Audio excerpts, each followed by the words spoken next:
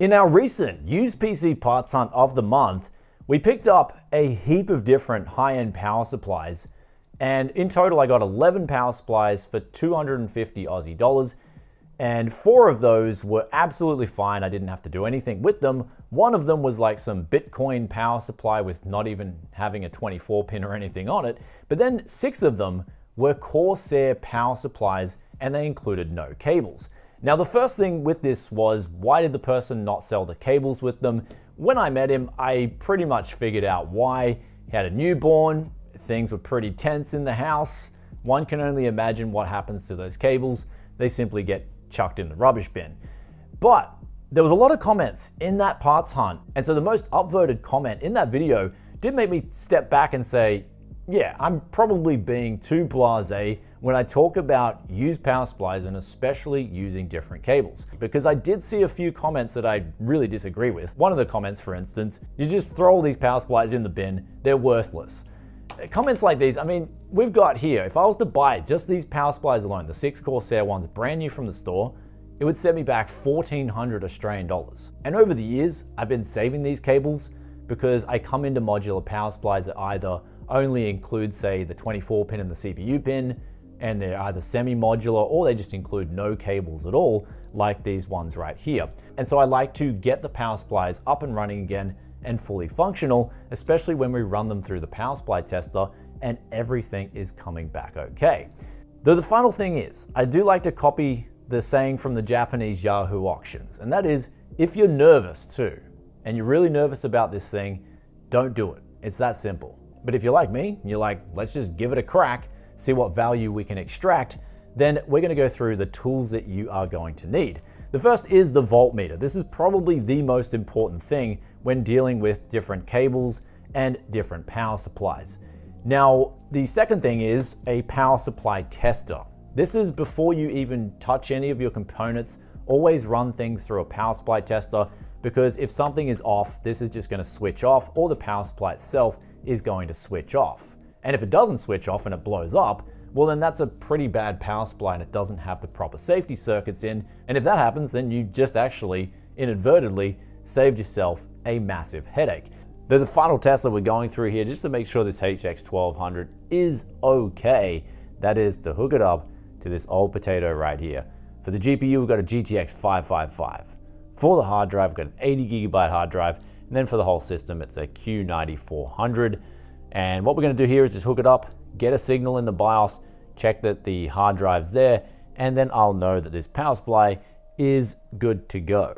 Anyhow, with all that aside, let's get these 6 power supplies, or at least until I run out of cables, as many power supplies working as possible right after today's video sponsor. If you want to get rid of this annoying activate Windows message, then today's video sponsor SCD Keys has you covered for as little as $15 US. After you enter that coupon code BFTYC, you can cop yourself a legit single end user license today. Also works for Windows 11 Pro too.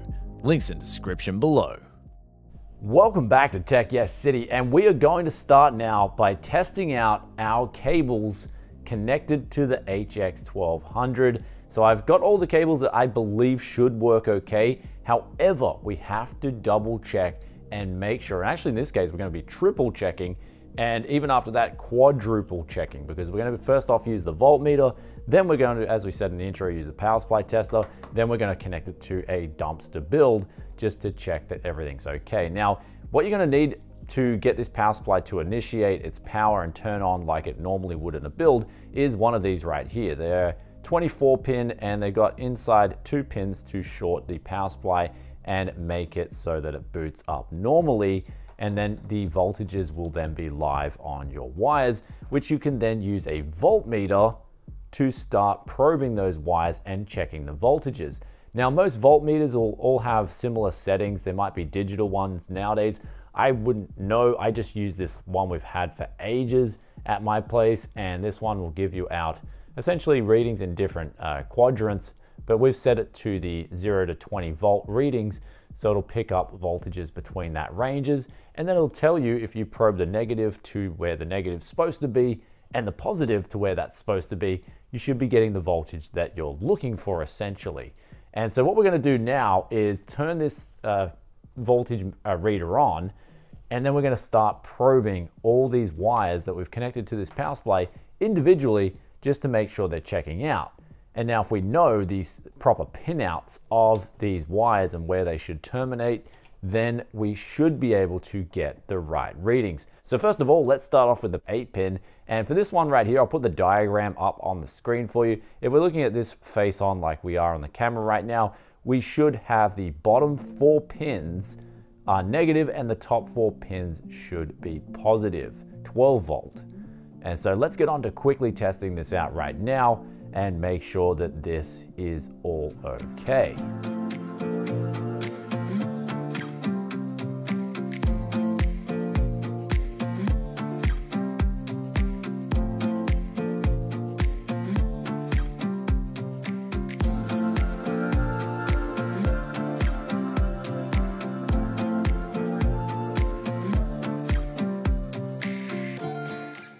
So that CPU 8-pin is giving out the correct readings. It's now time to move on to the PCIe 6 or 8-pin, depending on which configuration you use. Nowadays, most graphics cards just use the 8-pin. And so what we've got right here is these 2 pins that are disconnectable. They should be negative. Then for the remaining 6 pins, and I'll throw up a diagram again, the bottom 3 should be positive 12 volt and the top 3 should be your negative. So let's get on to testing out. I've actually got to test out 2 different ones of these cables because we're using a much higher power supply. I want to be able to, when I get this working properly, use this with a high-end graphics card. So let's get through testing 2 lots of these PCIe 8-pins.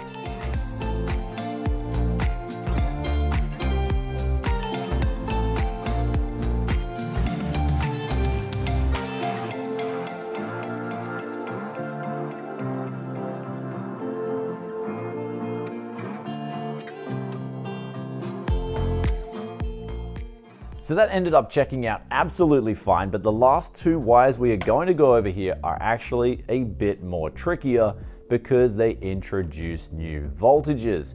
And we'll start off with the Molex because that's got 1 less voltage to deal with than the SATA.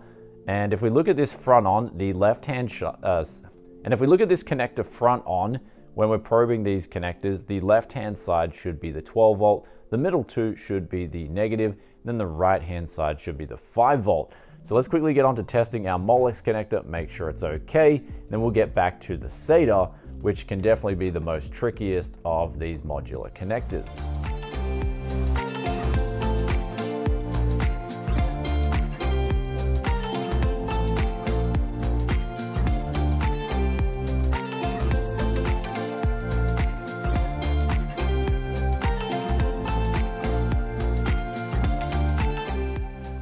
So double checking that Molex connector, that worked absolutely fine. But next up, we're going to go here with the SATA connector. And you might be thinking, well, how do you probe this thing? Because it splits off into actually more terminations inside the connection than are being connected to the actual connector itself. So what we're going to be looking at here is this bottom bit right here. And I'll show you, if we're looking at it front on and the L is facing the left-hand side, then our middle voltage should be 5 volt. Our left-hand side should be 3.3, and then second from the left and second from the right should be negative, and then the right-hand side should be 12 volt positive. And so how we're going to test this is we actually have a little room in here. Most SATA connectors should have a little bit of room right in here, and then we can actually just quickly put our probe in there and get the correct voltages.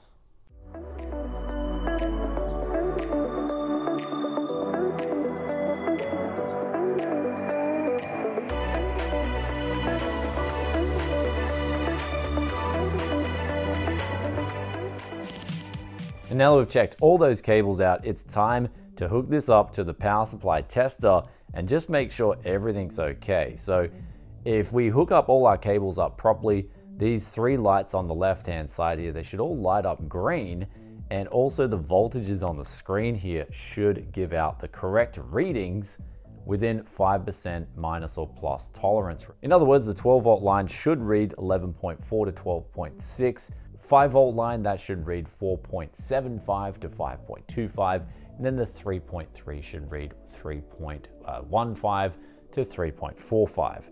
Power good should also generally be reading between 200 and 400. Any less, it means that the power supply is on its way to be dead. Any higher, it could mean that something is really unstable in the power supply, and it's also shouldn't be used.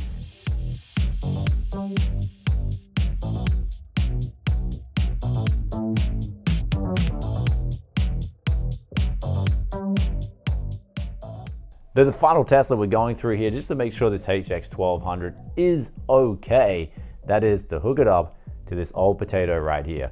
For the GPU, we've got a GTX 555. For the hard drive, we've got an 80 gigabyte hard drive, and then for the whole system, it's a Q9400. And what we're gonna do here is just hook it up, get a signal in the BIOS, check that the hard drive's there, and then I'll know that this power supply is good to go.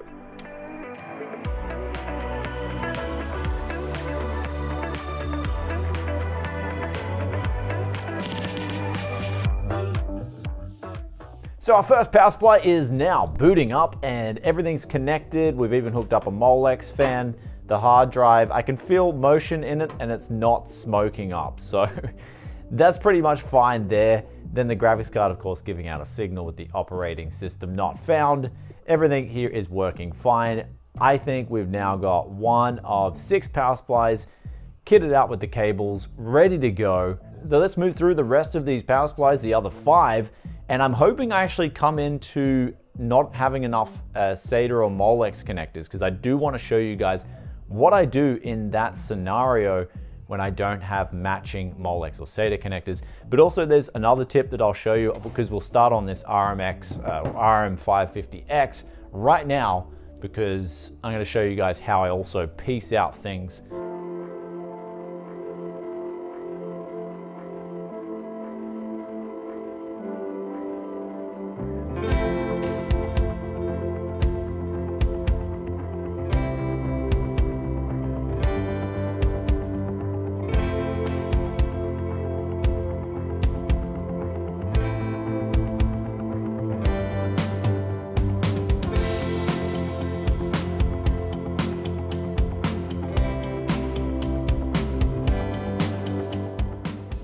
So we've got the RM550X here. It is now all connected with the voltages where they should be. However, you'll notice during testing, I did come into a few Molex connectors I had here that were showing bizarre readings, not where they should be. So towards the end of the video, when I start running out of Molex connectors, I'll show you guys what you can do in this scenario. But also you'll notice that I've got a bit of a mixed dish here. And that's because this is the cheapest power supply of the bunch. So I'm just using sort of whatever I can that works properly on this cheaper unit.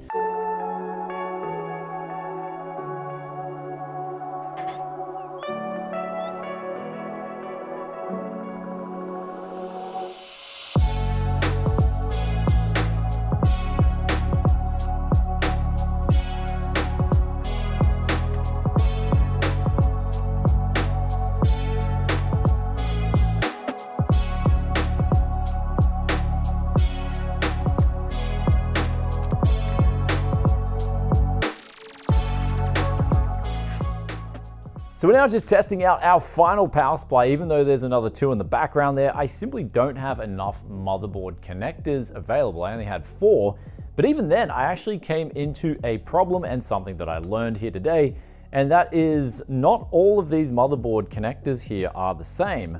In fact, these motherboard connectors, this one here, I plugged it up and put in my 2-pin auto motherboard short pin to start the power supply up, and it wouldn't start the power supply up. And because it doesn't have any Type 3 or Type 4 markings on it, I believe this is from a different manufacturer, even though they just pretty much copied the same outlay as Corsair used here, or I don't know power supply history, maybe Corsair copied it off someone else, but it's basically not the same wiring as the ones that fit the Corsair cable, the Type 3s. And so this one here, I will have to order not just another 2 for the ones that I don't have in the background, but I'll also have to order an additional one because I'm not going to use this one simply because it is too complex. There's just too many pins to reroute here. It'll take me so much time and it's just not worth it when I can buy these off AliExpress for about $9 and I think it's 60 cents shipped. So we're going to finish off this last power supply though. Everything else is checked out fine. We're ready for the final test on this power supply, but I want to show you guys, we'll just run through the test quickly, make sure it passes the PC test and everything boots up fine. But then I'm going to show you guys if you run out of SATA or Molex connectors, what to do in that case.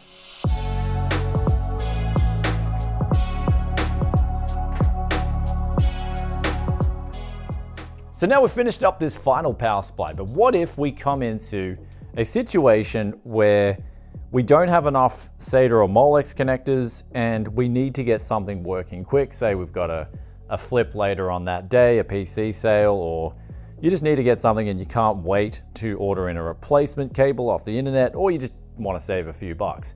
Well, this is where on CPU and PCIe cables, I do not recommend it. And I've spoken to power supply guys over in Taiwan about this, and they said, yeah, do not like reattach and solder wires on those because they're high powered components.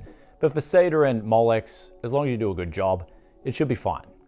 And so here's where, if you look at the back of these connectors, you'll see they've got a different pin out.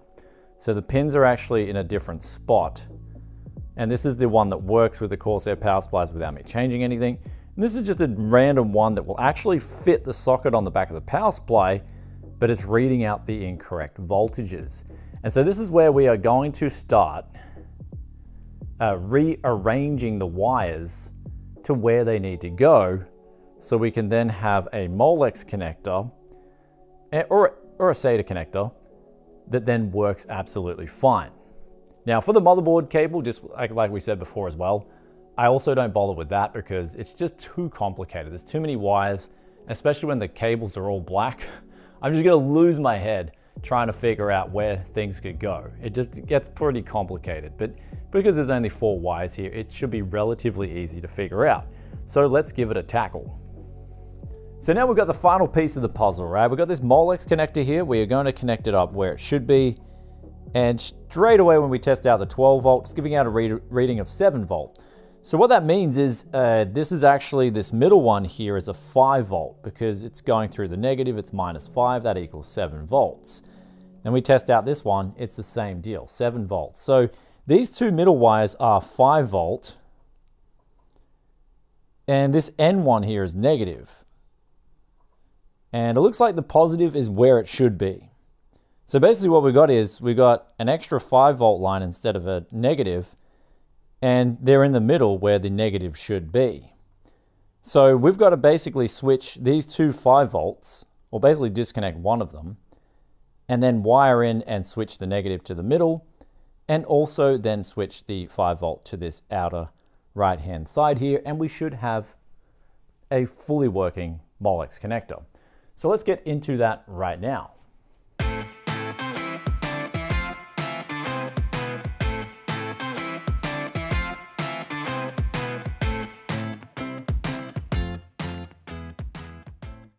So we've now just finished our power supply. This is the one that we've rewired. So we changed the two 5 volts and we've connected that to the outside where it needs to go. Then the one negative is just connected to those 2 negatives, and that will flow through to the other 2 connectors because we soldered that to the first connector here. So all we have to do now is tape this up and then test it out.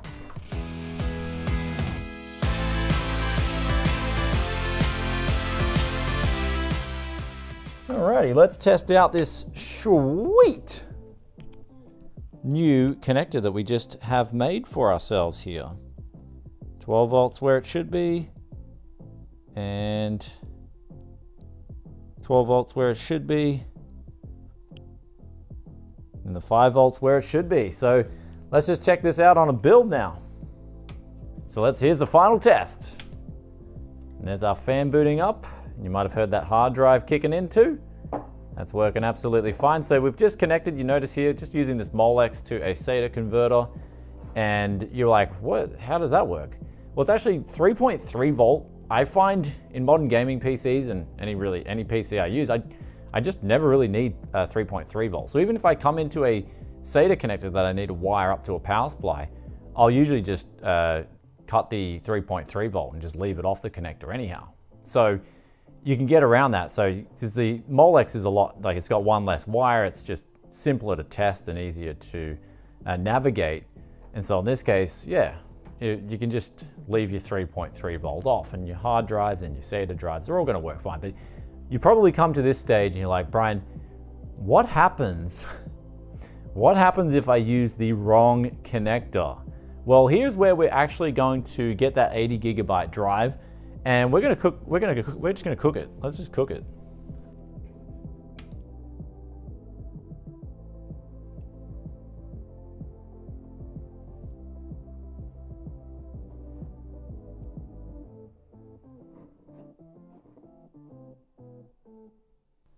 I'll tell you what, these old drives, these 80 gigabytes, like I'm just waiting. It's getting really hot here. I'm just waiting for like more smoke to come out. But the old school stuff, they make it so sturdy that it's, yeah. That was just undramatic. So this here is getting really hot.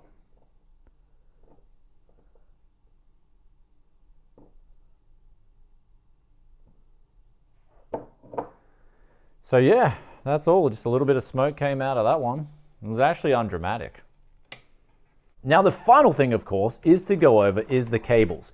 Me personally, I do not cut up 8-pin PCIe or 8-pin CPU cables, because once you start soldering, especially if you're like me and your soldering's mediocre at best, you're losing integrity in the wire itself. And so I only rewire the SATA lines and the Molex lines. And in fact, I only do this first via the Molex because it's got such an easy pinout and it's so easy to correctly read the voltages with your voltmeter. And in saying that, I don't have much experience with EVGA power supplies. A lot of people in the comments were talking about EVGA power supplies.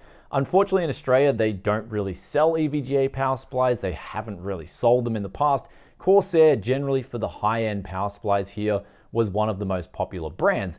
The one really good thing about the Corsair power supplies, if you guys didn't know this, was they've got their system of mainly Type 3 and Type 4 power supply cables. And these are actually interchangeable. Type 3 and Type 4 can both fit the same power supplies, except the 24-pin motherboard cable, and that has an actual different layout, and that actually won't fit the rear of the power supply if it's a Type 3 that needs to fit a Type 4, and vice versa. So in other words, you can't really fuck it up if you've got Corsair Type 3 and Type 4 cables that you need to fit to Corsair power supplies. And here we are, guys. With all that out of the way, we are now at conclusion time with used power supplies that do not come included with cables. Now, the most important thing you can have if you decide to pick up these power supplies like I did is, firstly, make sure you get them for a bargain. Secondly, always have a voltage meter handy.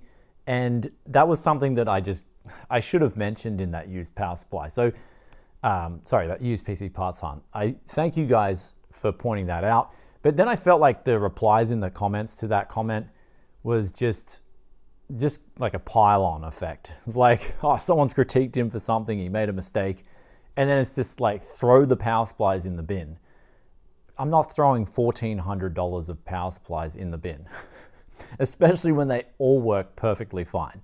But what we did here today is I wanted to show you guys some things that I do behind the scenes, and I guess I don't know if I've talked about this in the past. I think I've done it in budget builds in the past, with B-roll, where I've rewired power supplies on the SATA and the Molex connectors, and I've soldered that in videos.